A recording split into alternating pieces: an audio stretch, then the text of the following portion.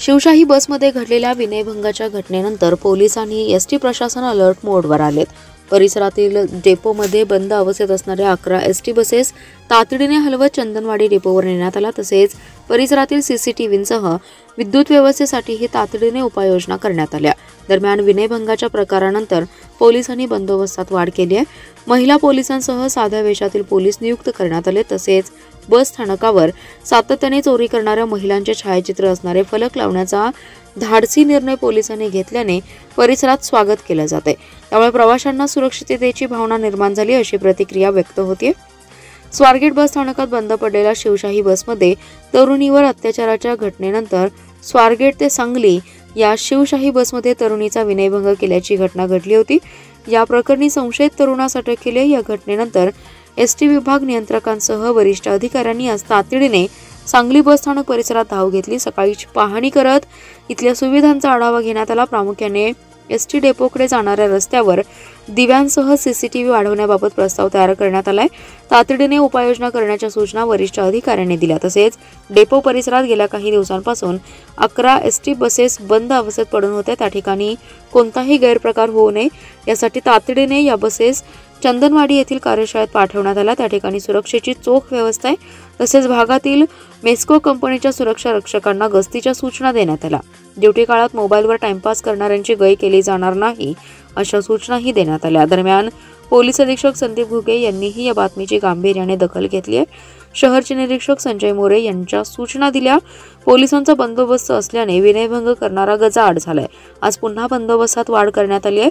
प्राधान्याने महिला पोलीस अंमलदारांची नियुक्ती करण्यात आली। तसेच बस स्थानक परिसरात चोरी करणाऱ्या महिलांचे छायाचित्र लावत सावधानतेचा इशारा देणारे फलक लावण्यात आले। त्यामुळे प्रवाशांना सुरक्षिततेची भावना निर्माण होण्यास मदत होईल असं पोलिसांचं मत आहे। सांगली बस स्टँड मध्ये काही दिवस रिनोव्हेशनचं काम चालू होतं। त्यामुळे त्या बस मुख्य स्टँडमध्ये न लागता स्टँडच्या एका बाजूला झुलेलाल चौकाच्या बाजूला लागत होत्या।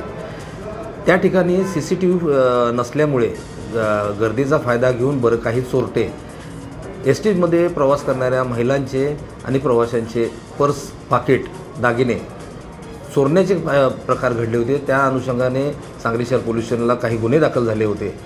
आता नव्याने स्टँड परत रिन्युएशन होऊन पूर्ववत चालू झालेला आहे। त्या ठिकाणी आमचे पोलीस कर्मचारी दिवस रात्र त्या ठिकाणी कायमस्वरूपी नेमण्यात आलेले आहेत आणि प्रवाशांना सावधगिरी बाळगावी याकरता एसटी स्टँड परिसर व बस यामध्ये चोऱ्या करणाऱ्या रेकॉर्डवरील गुन्हेगारांचे फोटो असलेले मोठे बॅनर स्टँड परिसरात 4 ठिकाणी लावण्यात आलेले आहेत, जेणेकरून प्रवाशांना अशा महिला ह्या चोर महिला ह्या तात्काळ माहीत होतील व त्या परिसरात दिसून आल्यास ते पोलिसांना सावध करतील किंवा एसटी स्टँडमधील सुरक्षा रक्षकांना सावध करतील, जेणेकरून आम्हाला त्यांना पकडता येईल व त्यांच्याकडून अशा पद्धतीचे गुन्हे प्रतिबंध करण्यामध्ये मदत होईल। ही आमची त्यामध्ये भूमिका आहे। दिनांक 6/3/2025 रोजी सांगली बस स्टँड या ठिकाणी रात्री आमच्या गस्तीवरील पोलीस कर्मचाऱ्याला आष्ट्यावरून इस्लामपूरवरून आलेल्या बसमध्ये शिवशाही बसमध्ये एक महिला तक्रार करत असल्याचे व काहीतरी सांगत असल्याचे, रडत असल्याचे दिसून आले। आमच्या कर्मचाऱ्यांनी जवळ जाऊन पाहिलं असता त्या ठिकाणी ती महिला पुण्यावरून बसली होती शिवशाही बसला आणि इस्लामपूरच्या पुढे एक व्यक्ती तिच्या पाठीमागील सीटवर बसला आणि तो पाठीमागून खिडकीतून हात घालून तिच्या कमरेला हात लावत होता, खांद्याला हात लावत होता आणि पाय खालून सीटच्या खालून पाय लावत होता तिच्या पायाला। अशा पद्धतीने तिची तो विनयभंग करत होता, छेडछाड करत होता अशी तिची तक्रार होती। तात्काळ आमच्या पोलिसांनी त्या ठिकाणी ड्युटीवरच्या कर्मचाऱ्यांनी त्या व्यक्तीला जागीच पकडलेलं आहे। त्याचं नाव आहे वैभव वसंत कांबळे आणि तात्काळ त्याला रात्री गाडी पोहोचली होती 12:15च्या सुमारास सांगली बस स्टँडवर।